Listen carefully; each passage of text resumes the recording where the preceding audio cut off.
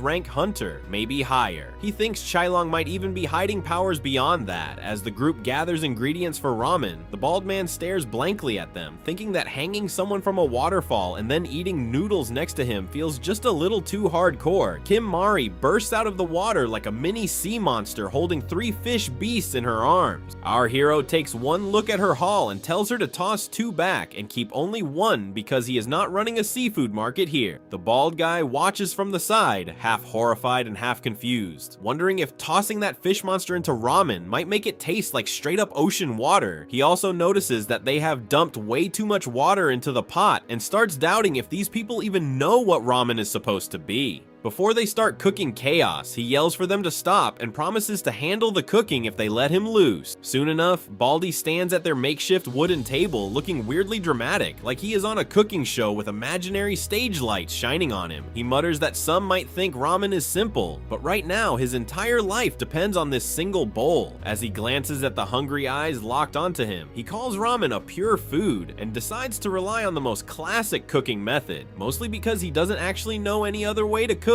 He pours water based on pure intuition, measuring for 3 portions, and once it boils, he drops in the noodles and soup base. He mentally calculates that it should take about 4 minutes and 30 seconds, but since he has no watch, he starts counting the seconds using his heartbeat, after what he guesses is around 200 beats. He lifts the noodles to let them hit the air for that perfect springy texture. When he finally finishes, he sighs that kimchi would have been perfect, but since he is stuck in the demon realm, this will do just fine. He presents the ramen proudly, and they look stunned for a second before diving in. The very first bite sends them straight to flavor heaven, and Kim Mari, with the fluff ball look, genuinely betrayed that food could taste this good. Chailong, meanwhile, just focuses on inhaling his portion like a man on a mission. A little later, the group sits there stuffed to the brim, while the bald man waits awkwardly for their verdict. Chailong looks at him and asks what he wants in return for serving such divine noodles, promising he will grant any requests. The bald man wastes no time and drops to his his knees, asking for Chaelong's guidance and introducing himself as Nimisayak. Our hero looks at the guy with mild confusion and asks what kind of guidance he's talking about. Neem explains that Chaelong is easily the strongest person he has ever met and figures that someone like him must have built this house to train long term. He claims he can cook all kinds of dishes, casually flexes fake chef credentials, and throws in that he once worked with his dad as a fry cook just to sound legit. Trying to look useful, Nim offers to travel between the human and demon realms to bring supplies, even promising to pay for lessons. Finally, he admits that his real goal is to become an A-class hunter. Naturally, our boy asks why he attacked Kim Mari. Nim hesitates and asks if Chaelong means the machine creature, but Chaelong cuts him off and says she's from the coconut tribe. Nim instantly catches on and rolls with it, pretending he totally knew that. He says the reason for attacking her was personal, not for money or fame, and he didn't even care about the kid, he just wanted to pass the hunter promotion exam. Hearing that, Chaelong crosses his arms and tells him to stand up for a sparring match. Before Nim can respond, Kim Mari steps forward and declares that she wants a rematch with the fire-flinging uncle. Nim smirks and warns her not to underestimate him, but Chaelong asks if he can break a boulder made of adamantite, which is harder than diamond. Nim admits only A-class hunters can, and before he can blink, Kim Mari smashes the rock and his confidence in one clean move. It turns out Nim was born with ridiculous talent and awakened his powers when he was just 8, while most kids were still trying to figure out multiplication tables. Since then, he trained like a possessed man and climbed the ranks so fast it made older hunters question their life choices. By the time he hit 20, he already stood as a solid B+ class hunter with a bright future ahead of him. He dreamed of becoming the greatest hunter alive, the kind whose name echoed across realms, but fate decided to play dirty. Around the same age, most people start awakening. His hairline began to pack its bags and leave. Through his 20s, his thick hair turned into a sad memory until he was left with a shiny head and a tragic hairline that looked like it had given up too. He tried every treatment known to humankind, but the doctors eventually told him to stop wasting his money and accept the truth. And just like that, the handsome prodigy with talent and charm lost everything he had built. Along with his hair went his confidence. And without that, his growth as a hunter came to a screeching halt. That is, until one random day he caught a TV interview featuring Dr. Han, a scientist who had discovered a mysterious liquid metal in the demon realm. The old guy explained that he had accidentally spilled some of it on his head and somehow grew a full mane of silky hair. Despite being 90, Nim nearly cried from hope when the host asked if he'd make a cure for baldness. The doctor instead revealed that he had used the liquid to create a machine creature. Nim almost lost his mind, convinced that humanity needed a cure for baldness way more than a glorified toaster with legs. A few days later, he learned that the machine creature had escaped into the demon realm. Since the demon realm had no real laws, he chased after it, planning to catch it and pour the metal straight onto his bald head. Unfortunately, reality smacked him harder than expected when he got taken down by a kid.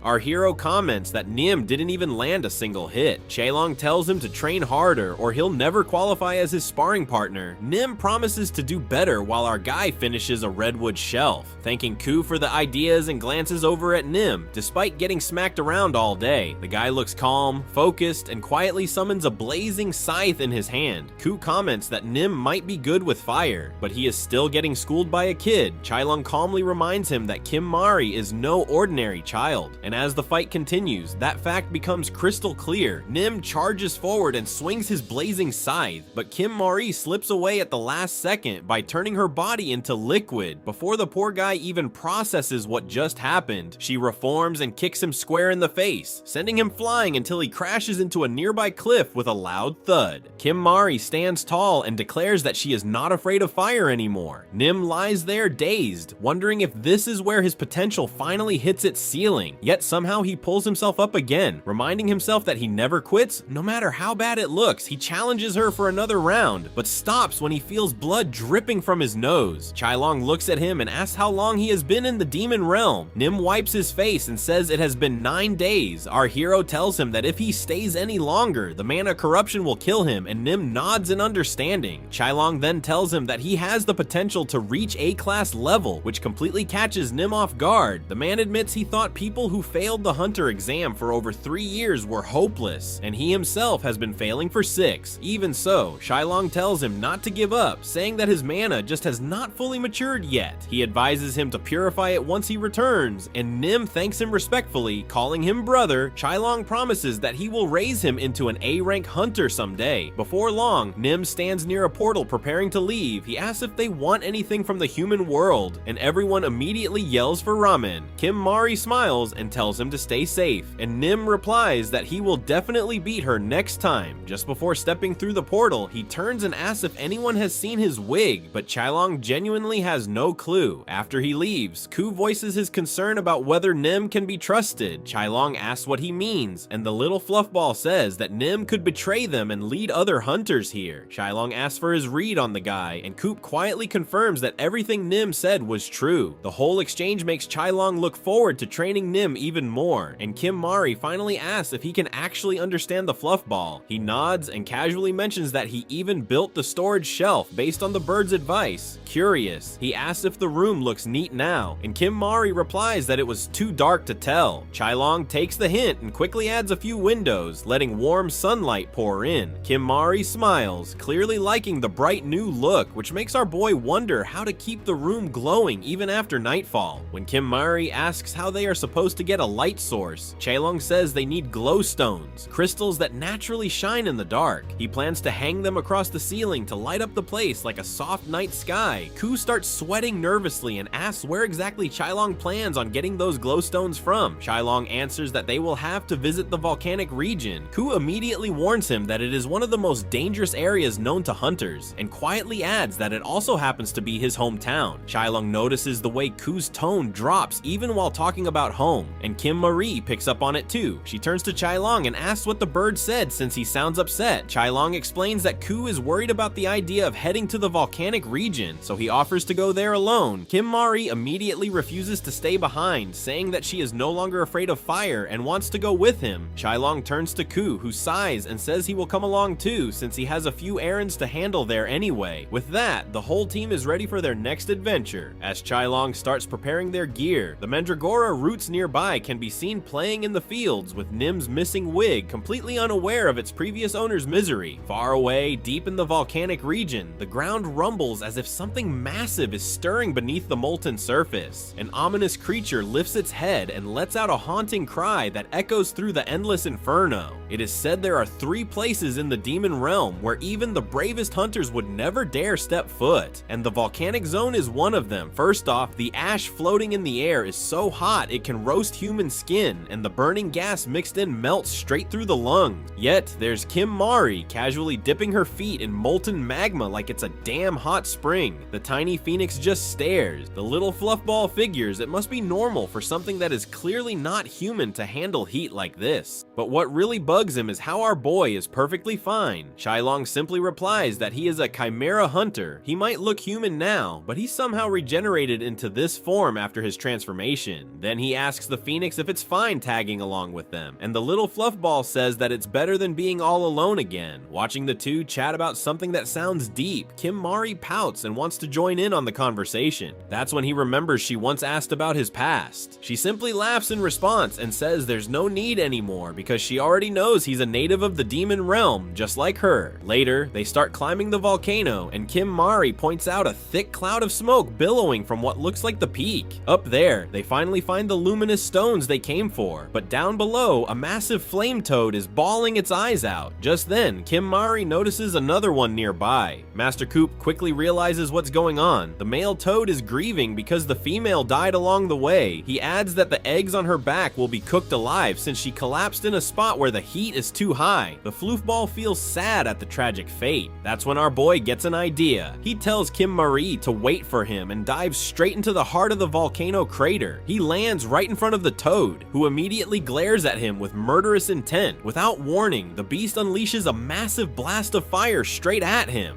However, he casually sprints straight through the scorching fire and points his finger at the toad, giving it a light boop on the nose. That simple tap makes the massive creature collapse instantly. Turns out Chailong used the potent venom of a cobra, a toxin powerful enough to knock out even a poison-resistant flame toad, though it should only keep it unconscious for a few minutes at best. Watching him walk out of the flames completely unharmed feels unreal, so Kim Mari asks if he is okay. He assures them he is perfectly fine, since he also has flame toad cells in his body. There is literally nothing this guy was not injected with anyway. He notices that a few of the eggs have already been cooked, but he carefully makes sure the remaining ones will survive. By the time the daddy toad wakes up, he finds the eggs tied to his back and immediately moves to pay his respects to his fallen partner. After that, the creature leaps high into the air and lands beside Kim Mari. It gives her a single longing glance, and she cheers up, convinced it was saying thank you. Chailong knows it was really looking at its partner, but he lets the little bird brain dream on. Later, Kim Mari starts pulling out rocks nearly as big as her head. He warns her not to drop one on her foot. The phoenix is exhausted, slumping to the ground and feeling pathetic when he remembers how he used to toss boulders like toys back in the day. He tells him he does not need to help and should just go meet his friends like he planned, but that instantly ticks the fluff ball off. He flaps angrily and chirps that monsters do not have friends. He is not meeting them anyway. He just wants to leave behind some gifts. Our hero is surprised to learn that even intelligent monsters could feel lonely. Flustered, the tiny fluff ball blurts out that the only reason he is doing this is because he regrets not saying a proper goodbye before leaving. Then the phoenix's tone changes. He gets serious and shares that while his intelligence let him understand the beauty of the world and its many creatures, it was also a curse. He had to watch the others mindlessly devour other creatures without a thought, and that made him feel alone. He felt like Albert Einstein stuck in a horde of brainless monkeys to escape that crushing loneliness. He left the herd, and now he does not really care if they survived or not, since he never felt truly close to them anyway. As the baby phoenix struggles to pull another stone from the rock wall, which suddenly pops free and smashes onto something below, Kim Mari hears a loud cracking sound only to see an egg on the ground cracked open. She worries that the phoenix killed it, but our hero explains that the shell is naturally tough. The baby inside has to keep pushing again and again until it becomes strong enough to break through on its own. Kim Marie feels bad for the baby and suggests they take it home, but the tiny phoenix explodes, yelling that it is too dangerous if it hatches. Chailong remembers there is a nest that is perfect for it, so he decides they will take it along. Kim Mari is absolutely thrilled to carry it all the way, while Coop warns them this is his first time seeing such a strange looking egg. Hearing that, she leaves him completely speechless with the argument that it is his fault the egg cracked in the first place. Our boy assures the fluff ball he will be there to keep them safe, and so they continue their mining operation. Later, when they are finally back, he is surprised to see the man with hair deficiency waiting for more. Neem excitedly offers to take the bag off his hands and proudly claims he is strong enough to carry it, as Chailong warns him it weighs a ton. The bag instantly drops to the ground. Frustrated, Nim wonders what exactly he is carrying that weighs so much. However, our boy notices the guy is crying a little and gently asks him how he ended up with that bandage on his face, thinking he got into a fight. Our boy says he did not expect he is the kind of guy who always gets beat up. Feeling embarrassed, Nim quickly dashes away to get the food ready. Later, Kim Marie curiously asks our hero what he is making by carving the luminescent stone, and he explains he wants to use it as a light bulb. His big brain idea simply amazes Kim Marie, while the way he helped the flame toad shows his kind heart is huge as well. She says he is exactly like a dad now, but when he asks about her father from the coconut tribe, Kim Marie decides to stop running her mouth. Meanwhile, somewhere nearby, the phoenix is chilling in the warm sunset heat when he suddenly gets ambushed by a tower of 3 menaces stacked on top of each other. The mandragora at the top bounces off the ones on the bottom and goes in for a special drill attack, but the tiny troublemaker simply bounces off the white Jigglypuff busy sunbathing. Later, Nim serves them a sweet potato recipe that is trending with the kids. He takes full pride in his cooking, knowing the ready-to-make recipe looks amazing for something this low effort. Kim Mari and Ku are really impressed by it, but Chailong wants to get an answer about his question from earlier before they start eating. Nim does not want to share the story at first, but after a while, he spills that he got caught by some A-rankers on his way to apply at the Hunters Association. However, they told him to stop draining their aura by breathing the same oxygen as them. That made him angry, and he threw hands with them, and the rest is history. Nim admits he lost it when they asked if his self-respect also fell as fast as his hair. Then Chailong asks when when the next test is coming. Our boy replies, "It will come in 60 days. Hearing that, he offers to give Neum personal coaching, and the bald guy is thrilled. However, his enthusiasm vanishes when he hears the first job is to take over washing the dishes from Kim Mari. Next, he has to wash all of the volcanic dust from the shiny stones, leaving the poor guy gobsmacked. He asks about the special training, but our boy ruthlessly tells him to do it if he does not want to be a B-rank loser his whole life. With that, he leaves with Kim Mari to go fishing, while Nim forces himself to work hard, because unlike what everyone believes, he is a man who got where he is through effort and perseverance. Being a Chad who never gives up till the end, he hauls the heavy bag into the forest. The scene shifts to the river, where Kim Mari is annoyed that she cannot catch a single thing. She gets jealous seeing the bald guy reel in all the fish. Meanwhile, Nim yells at his master for help with the fish, hungry for his flesh, since water-type monsters are his weakness. Chailong gets irritated by how useless he is and lectures him to simply encase his body with a magic barrier, but the bald guy complains that he still cannot wrap his mind around it, so Chailong tells him to hold his crystal. The moment he touches it, all of the strength leaves his arms and they start trembling. Our hero explains that this is the effect of a rare kind of stone that contains raw condensed magic. He adds that Nam's body is just like that, full of magical energy, but he really sucks at using it. At that moment, he pokes the bald guy in the chest and suddenly he can see the magic circulating inside his body. Our protagonist tells Nim to feel the magic flowing along those circuits, and surely enough, the guy's arms are soon wrapped in a silver aura. He then instructs Nim to pick up the stone again with mana flowing through his arms. With all the power he can muster, the bald guy activates his inner Saitama genes and deadlifts it over his head. Nim laughs like a maniac upon realizing his master's genius plan to do chores had a purpose. After all, our boy tells him to keep doing his job while running mana through his body, and the One Punch Man from a thrift store agrees to do it gladly with tears in his eyes. Later that night, the three are sleeping under the luminous stone's gentle light. Ku is having trouble sleeping because of his midday nap, but suddenly he gets alert upon seeing Kim Mari quietly leaving in the middle of the night. He follows Kim Mari outside and notices her looking down. Upset that her only dress got dirty, she kneels by the stream and starts washing it carefully, hoping to make it clean again. The baby phoenix watches her quietly, and soon Chailong appears too, asking why she is washing clothes in the middle of the night. Ku scoffs at the question and reminds him that she is a girl with no other clothes to change into. That makes Chailong pause, realizing that while he never cared much about what he wore, he might have overlooked the girl's needs. Kim Mari finishes washing and steps out of the water proudly, only to find Coop and Chailong standing nearby. Not wanting to startle her, Chailong casually mentions that the night air feels nice and says he is just out for a walk with the fluff ball. He asks if she is walking too, and she nods shyly. Chailong then asks her to stop for a moment, ties a rope belt around her waist, and tucks a few flowers into it. Kim Mari's eyes brighten instantly, and she remarks that it looks like him. Chailong smiles and says that Forsythia happens to be his favorite flower. A sudden rustle in the bushes makes Kim Mari flinch, but Chailong assures her it is only a steel grasshopper. On their way back, he gently asks if she needs any clothes or shoes. Though his tone feels more fatherly than casual, Kim Mari looks confused and says she likes the outfit he gave her. The next morning, Chailong visits the human world near the District 13 slums, deciding it isn't right for Kim Mari to wear a single set of clothes. The locals glance at him suspiciously, but he barely notices, thinking it would have been better to bring Kim Mari along to pick what she likes. Then he realizes it might be too much for her to face the human realm after what she's been through. He chuckles to himself while looking for a clothing shop near the slums when a young boy approaches and offers to take him there for 10,000 won, claiming he knows a cheap place. Chailong replies that he can pay after getting some change, which makes the boy assume he is another broke rookie who got robbed in the other realm. The boy asks if Chailong has money for clothes and tells him to follow, saying he usually takes payment first, but will make an exception this time. Chailong smiles as the kid introduces himself as Kong Su, so he gives his own name in return, but Kong Su just grins and says he'll call him Big Brother instead. As they walk, Chailong quietly observes how much the slums have changed over the years, though before he can think further, Kong Su suddenly asks if he awakened recently. Chailong raises an eyebrow and asks if he looks like it, and Kong Su explains that since he came out of a portal with no equipment, he assumed Chailong got robbed in the demon realm. He tries to comfort him, saying it happens to everyone sooner or later. Chailong chuckles and points out that Kong Su knows quite a lot for a kid. Offended, Kong Su insists he isn't a kid, claiming he is 17 and only looks small because of poor nutrition, As they continue walking, Chailong spots a group of shady thugs loitering nearby. Kong-soo notices his glance and quickly warns him not to step into District 13. He says, the place has a terrible reputation since the space gang from District 11 moved in. Even the police stopped showing up and the area is now practically lawless. He adds that they are currently standing in District 12, which is the safer edge of the slums. Chailong listens silently and wonders if the orphanage in District 13 still stands after all this time. Elsewhere, a small clothes shop displays a buy one get one free sign, but the owner looks exhausted. She regrets opening a store in a place where most people can't even afford to raise kids. Even though half her stock is children's clothing, she sighs, debating if she should change her business entirely. When the door suddenly creaks open, Kong-soo enters first and cheerfully greets her as Madam Park. She immediately yells that she isn't married and to stop calling her that. He laughs it off and explains that Chailong needs clothes while our hero heads straight to browse through the racks. Park calls Kong-soo over and scolds him for constantly dragging broke hunters into her shop, complaining that she already has a mountain of unpaid tabs waiting to be cleared. The kid gets his cheeks pulled hard and tries to defend himself, saying he couldn't have known whether the man had money or not. The shop owner points out that Chailong doesn't exactly look like someone carrying cash. Kong-soo argues that at least the guy is handsome and reminds her that she was the one who told him to bring in pitiful hunters who reminded her of her late brother. Park fires back that she only said that once or twice and warns that if this continues, they will both end up on the streets. Kong-soo snaps that he never asked for her help in the first place, but Park sighs like an exhausted caretaker and tells him to go wash up, promising to give him some money afterward. Just then, Chailong cuts in and calmly says he wants to buy clothes. He takes out a check worth 10 million won and admits that it's all the money he has. The sight leaves both Park and Kong-soo stunned. Park immediately switches to formal mode while Kong-soo rushes to pull out a chair and sets a table with cookies and a drink for their newfound VIP guest. As Kong-soo ties a napkin around Chailong's neck, Park excitedly explains that they sell everything from adult fashion to children's wear. Chailong simply asks for preschool girls' clothes, a few outfits for himself, and some shoes. Park brightens up instantly since kids' clothing happens to be her specialty and starts showing him the latest spring and summer collection, including lace, casual wear, and endless shades of pink. Kong-soo stands beside him, massaging his shoulders like an overenthusiastic assistant. At checkout, Park can barely hide her joy. Having sold over 100 items and emptied most of her stock, she asks if he wants the clothes shipped, but Chailong says he will carry them himself. He then hands Kong-soo a suit and a 100,000 won, saying he still owes him one more favor. Outside, Kong-soo feels uneasy as he leads Chailong toward the inn he mentioned earlier. When Chailong goes inside, Kong-soo's thoughts spiral. He wonders how someone could hand him money and clothes so easily, fearing it might be a trap. He recalls how traffickers often lure kids with kindness. Yet another part of him wonders if Chailong might actually be good-hearted. Like Park, when Chailong steps out, he says the inn owner seems decent and the place looks clean. He hands Kong-soo a key and tells him he won't have to sleep on the streets anymore. He adds that he paid a full year's rent, including meals, and turns to leave. Kong-soo mutters nervously if this is how kidnappings start, and Chailong reminds him that he was the one who led him there in the first place. As the portal lights up behind him, Kong-soo asks what the catch is since they barely know each other, and yet Chailong gave him so much. Chailong answers that the boy reminded him of his own past, saying he once lived the same way. He tells him to take care, and the portal carries him back to the demon realm. Nim looks relieved when Chailong returns, while Kim Mari runs up asking where he disappeared to without telling anyone. Chailong smiles and says he went to buy her a gift, which makes her beam with excitement. Koo seems shocked by the mountain of clothes he brought home, while Nim sulks that none of it is for him. Kim Marie squeals over how cute the dresses look, and Chailong gently tells her to try on whichever she liked. As everyone admires the new clothes, the egg inside the log cabin begins to stir. As Chailong folds the new clothes, he feels oddly relaxed by the simple task. Kim Mari suddenly bursts out of the room, wearing a silk dress and a ribbon hat, looking like a tiny princess. Chailong asks if it is her favorite, and she shyly replies that she wants to try on a few more. Her attempt at wearing suspender pants ends in failure, so she slips into one of Chailong's shirts and pretends to be a ghost. She continues trying on different outfits with such energy that both Koo and Chailong can't help but feel amused watching her. Eventually, Kim Mari picks her favorite outfit because the chick printed on the hoodie reminds her of Coop. Chailong tells her to put the rest of the clothes away, and she nods obediently. The Phoenix then asks where Chailong plans to keep all the clothes since they are running out of space. Chailong replies that he will build a dressing room with a walk-in closet to fix the problem. Koo realizes that means cutting down more trees, but Chailong grins, saying he already has an apprentice for all the labor. He calls out to Nim, saying it's time for special hard training. Nim charges in with full enthusiasm and brings along Chailong's leather suit, calling it training gear. Chailong looks confused, so Nim explains that the suit is coated with some kind of poison that almost killed him when he touched it. He admits that it's unbelievable how Chailong has been wearing the same thing daily, like it's nothing. Chailong thinks to himself that he just never bothered to clean it properly, then casually tells Nim to wear it instead. Nim freezes, completely shocked. While Chailong instructs him to put it on and chop some wood, Ku offers to guide him to which trees need cutting. Nim protests, saying the outfit could kill him, but before the argument can continue, Kim Marie suddenly yells that the egg is moving. Everyone rushes over, and Chailong tells them that it is about to hatch. Nim, looking nervous, asks if the creature will be disaster class, while Kim Marie confidently says it will probably be something cute. While Kim Marie and Nim keep arguing, the egg suddenly cracks and a small eye peeks through the shell. Both of them react in completely opposite ways as the creature inside starts to emerge. Out crawls a monster with sharp claws, a scaled body, and a snapping tongue. But contrary to Nim's fears, the creature turns out to be an oddly adorable chick-snake hybrid that tilts its head and chirps like a bird. Nim stands frozen in disbelief while Kim Marie jumps with excitement. Without warning, the little creature launches itself straight at Nim's face, and he lets out a panicked yell that echoes through the cabin. Later, out in the fields, Ku taps Nim's head with a stick to make him haul wood faster. Though Nim begins to wonder if he is just hallucinating at this point, the poison seeping through the suit makes every breath feel heavier, and he silently admires how Chailong used to wear the same outfit without flinching. Inside the house, Chailong finishes folding the clothes when Kim Marie rushes in, excitedly announcing that the monster is eating bread peacefully and behaves well. Chailong smiles and says the creature must recognize who saved it. They start thinking of a name and finally decide on Shisa, inspired by its snake-like nature. Just as they settle on the name, the little monster leaps out of Kim Marie's hands and she runs after it. Ku watches and says he's glad to see them getting along, while Chailong turns to ask if the phoenix recognizes the species since he has never seen one before. Coop admits he doesn't, but warns Chailong to keep an eye on the mandragora roots. When Chailong asks why, Coop explains that creatures from the volcanic region love to eat plant-type monsters because they are rare there, and especially target those with strong demonic energy. As the small snake slithers toward the mandragora field, Coop reveals that it might be their natural predator. Everyone gathers to watch as tension builds between the two sides. Kim Marie offers to step in and stop them, but Chailong shakes his head and says that in the demon realm, monsters need to establish dominance on their own. Since both are still young, he decides it's safe to let them settle it naturally. The battle begins as Shisa lunges with its claws toward the smallest mandragora, but the larger one swiftly steps in and blocks the strike. The mandragoras form a triangle stance, waiting for the next move. Before long, the second root monster rushes in for a counterattack, but its hit is stopped by Shisa's tail. Little Shisa grins with confidence, though Ku warns that it shouldn't lower its guard so soon. Right after, the smallest mandragora jumps forward from behind and punches Shisa's cheek with its tiny fist. The blow is light, but enough to make Shisa wail and retreat in tears. Kim Marie quickly runs to comfort the poor creature and calm it down. Chailong announces the mandragora roots as the winners, and both Nim and Coop agree the fight was quite a show. Chailong tells everyone to return to work, and Coop resumes smacking Nim on his shiny head. Far away across a vast sea, an eagle chimera flies swiftly over the waves as if in a hurry. Back at the house, Ku keeps pushing Nim to pull the timber with more effort, while Kim Marie and Shisa coat the wood with slime to make it waterproof. Chailong finishes folding the laundry and takes a moment to look around, satisfied that the long day's work is finally wrapping up after 2 sleepless days. Nim sighs with relief and tosses away the poisoned leather shirt that nearly drove him mad. He examines the newly built changing room, checking every corner to see if it matches the plan he followed, and wonders if it turned out well enough. Before he can doubt himself any further, Chailong tells him that he did better than expected. Kim Marie notices a faint floral scent filling the room, and soon everyone picks up on it too. The pleasant fragrance feels calming, so she asks why it smells like flowers. Chailong explains that Ku chose an aromatic type of wood that would naturally make the clothes smell nice. Kim Marie smiles, noticing how even the mandragora roots and Shisa seem to enjoy the scent. Nim blinks at the name Shisa, realizing he never actually heard it before. Chailong mentions that the name could always be changed if someone comes up with a better one. Nim immediately suggests calling calling it Snake Chick, while Kim Mari proposes Pak. Finally, Chailong turns to Ku for his opinion, and the bird confidently suggests naming it the Grand Footsteps in the Drawer. Curious, Chailong asks what Ku's real name is, and the phoenix replies that he was once called Rocky Mountain Horseshoe. Chailong stares blankly for a moment before giving up on the naming chaos entirely, and declares that the creature will remain Shisa, and no one bothers to object. Ku then asks what their next task will be. Chailong explains that he has been thinking about a concern that didn't bother him when he lived alone. He believes they should build a fence around the house to prevent intruders from getting close. Nim looks doubtful, saying he can't imagine anyone willingly approaching such a creepy place. Still, Chailong insists it is better to be cautious, since even S-rank monsters or hunters could appear without warning. Ku nods thoughtfully and suggests using a material filled with demonic energy. He mentions that the coastal region has a type of yellow quartz that is denser than black stone if they use that luminous stone as the base for the fence. He explains it will not only be strong, but will also glow softly at night, making their home look warm like a campsite. Kim Marie jumps with excitement the moment she hears they might be going to the beach, but Nim instantly loses his composure. The thought of the coastal region alone horrifies him, and before he can come up with an excuse, a sudden nosebleed saves him at the perfect moment. Acting weak, he puts on a faint damsel in distress act in front of Chailong and claims he needs to head to the human realm to drain his demonic energy. Chailong allows it, but tells him to look after the Mandragora roots in case they return late. Before leaving, Nim warns Chailong about the coastal region, saying even A-rank hunters and those below avoid the place since it would mean walking to their death. Chailong looks surprised, so Nim explains that the entire area is now ruled by two disaster-class monsters. These creatures were once chimera hunters created in a lab with faces like birds, but the bodies of humans. The thought of it makes even Chailong pause for a moment. Meanwhile, at the coastal region, a group of hunters is already on a mission to capture one of those same chimeras. One of them charges up a tracker shot and hurls it at the flying beast, landing a direct hit. Yet, the creature doesn't even flinch and keeps soaring ahead as if nothing happened. Thinking it is retreating, the hunters relax, calling the whole disaster class story an exaggeration, and one of them even suggests chasing it to finish the job, but their leader stops them, saying they should wait for the monster to return to its lair, as he explains that there are two chimeras in the region, and tracking both is safer than chasing one blindly, while one of the younger hunters wonders aloud how the chimeras are still alive after 60 years, or how their bodies remain human-like despite becoming monsters. So the captain responds that they are failed experiments and remnants of an old project meant to advance humanity, and though chimeras were once seen as a great success, the failed ones must be destroyed. Then suddenly one of the hunters spots the creature turning sharply in the sky and speeding back toward them faster than sound, causing the captain's eyes to widen as he shouts for everyone to raise a barrier immediately. But with one powerful flap of its wings, the chimera shatters the hunter's barrier like glass, sending shards flying and knocking them off their feet, making them realize too late that they picked the wrong fight, and the captain looks up in horror and shouts for them to stop. But before the next strike lands, Kim appears with a metal barrier and blocks the attack, which makes the chimera pause mid-air, startled to see another of its kind, and both descend cautiously, while Kim insists that the sparrow uncle was bullying people, though Xiangzhou quietly notes it looks the other way around, and one of the injured hunters calls his captain, saying a machine creature has appeared, which confuses the captain, so the guy shows him his tracker device, and Xiangzhou instantly understands what is happening, remembering Kim still carries a tracker from the human realm, so he turns to the bird chimera and asks if it remembers him, reminding it that they once shared a room and asking what number it was, which makes the creature's eyes widen as Xiangzhou tells it that if one lives long enough, he gets to see everything. And while the chimera struggles to recall, the hunters whisper among themselves, planning to retreat, but Xiangzhou warns that letting them escape will only cause more trouble for both sides and that it is better to finish things now. Then a faint memory resurfaces for the chimera as the scent coming from Xiangzhou brings back an image of the lab where they once lay side by side, carrying the same sharp odor of the chimera cell fusion drug from the TDA experiments. So realization strikes and the creature calls him by his old designation, number 17, and the scene shifts back to the past when Bird Boy was running through the woods with his sister on his back, at which time his sister began showing one of the side effects from the experiment that made him question whether taking her with him had really been the right choice, wondering if leaving her behind in that cursed lab might have been smarter after all. And when his sister weakly mentions his wings are really warm, he bursts into tears, disappointed in his own helplessness because his wings are not big enough to fly both of them away. so he tells her to hang in there just a little longer. And just as he silently hopes someone would show up to help, he suddenly comes face to face with our boy, cluelessly pointing a flashlight right at him. So when Bird Boy demands to know what Xiangzhou is doing there, he calmly replies that he came to warn him since he overheard the higher-ups saying it was time to trash him. And although Bird Boy thinks he sounds weird, Xiangzhou gives him a reality check by telling him that both he and his sister will be blown up by the detonation curse in 3 days, suggesting he leave his sister behind